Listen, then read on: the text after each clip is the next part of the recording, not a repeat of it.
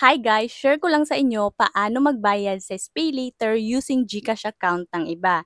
In this method is totally free lang din. So keep watching this video para malaman nyo paano. So here sa ating SpayLater, syempre magbabayad tayo ng utang. So this is my utang na babayaran ko kasi due date na nito bukas. So para iwas penalty is babayaran ko na ito today, October 14.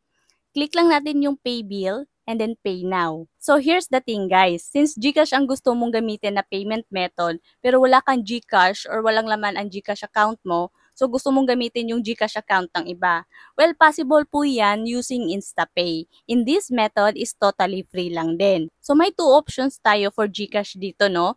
First dyan ay itong InstaPay, which yan yung gagamitin natin today. And second naman ay nandito siya sa payment center or e-wallet. Kung mapapansin nyo, this one ay may fee na 2%. Malaki-laki na din yan na fee, so hindi yan yung gagamitin natin. Kasi dito tayo sa InstaPay. So take note, hindi lang ang GCash ang pwede dito, no? Kasi pwede din ito sa BDO, sa Paymaya, sa AUB, and ayan, madami yan sila. Dahil naka-QR PH na yan. And no need to install or mag-register ng mga account, kaya no hassle at all. So let's start. Click InstaPay, and then Pay Now. Ayan, naka-generate na din siya ng QR PH sa amount na babayaran natin sa SpayLater. Pwede natin yan i-save or i-screenshot.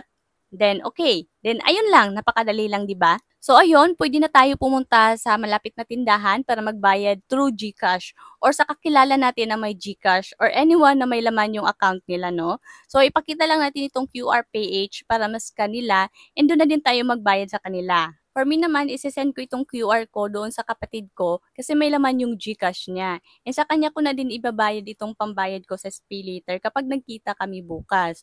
So, siya na bahala mag-scan nitong na-send ko na QR sa SpayLater ko.